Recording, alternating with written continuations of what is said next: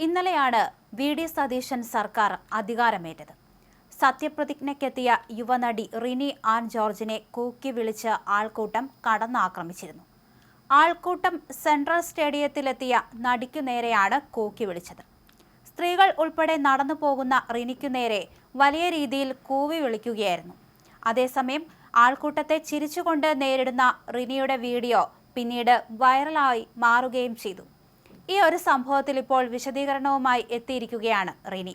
തൻ്റെ social media പോസ്റ്റിലൂടെയാണ് Rini ഇത്തരത്തിൽ കുറിച്ചിരിക്കുന്നത്. May 18, 2026 എൻ്റെ ജീവിതത്തിലെ മനോഹരമായ ഒരു സുദിനം. ഞാൻ MLA എന്ന് സ്നേഹപൂർവ്വം വിളിച്ചിരുന്ന വ്യക്തി കേരളത്തിൻ്റെ CM ആയ ദിവസം. എൻ്റെ സ്വപ്ന സാക്ഷാത്കാരം കൂടിയായിരുന്നു അദ്ദേഹത്തിൻ്റെ മുഖ്യമന്ത്രി പദം. വേദിയിൽ നിന്ന് തന്നെ ആ ചരിത്ര മുഹൂർത്തം കണ്ണുകുളിർക്കെ കാണാനുള്ള ഭാഗ്യം എനിക്കുണ്ടായി. ഒരിക്കലും പ്രതീക്ഷിക്കാത്ത ഒരു നിമിഷം.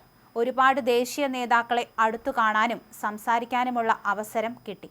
ഇതെല്ലാം കണ്ട് കണ്ണുകടിയുണ്ടായ ചില കുലം കുത്തികൾ ഓരിയിട്ടു. അതിനെ ഞാൻ അർഹിക്കുന്ന അവജ്ഞയോടെ അപ്പോൾ തന്നെ അവഗണിക്കുകയും ചെയ്തു. അവർ കോൺഗ്രസ്സുകാർ ആണെന്ന് ഞാൻ കരുതുന്നില്ല. കാരണം കോൺഗ്രസ്സുകാർ അത്രയും സ്നേഹവായ്പോടെയാണ് എന്നോട് പെരുമാറിയത്.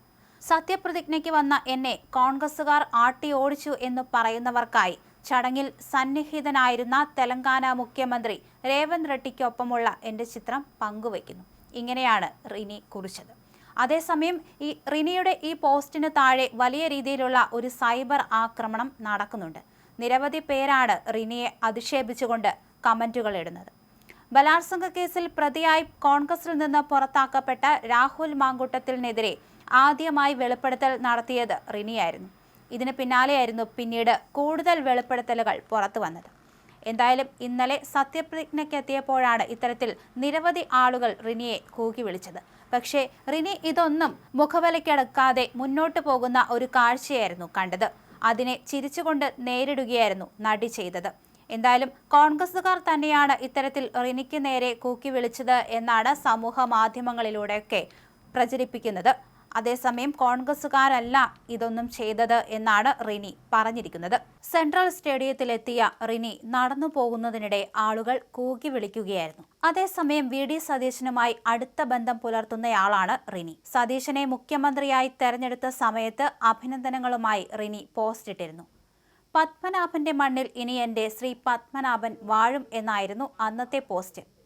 കഴിഞ്ഞ ദിവസം രമേശ് ചെന്നിത്തലയ്ക്കൊപ്പമുള്ള ചിത്രം പങ്കുവച്ചും റിനി അഭിനന്ദനങ്ങൾ അറിയിച്ചിരുന്നു.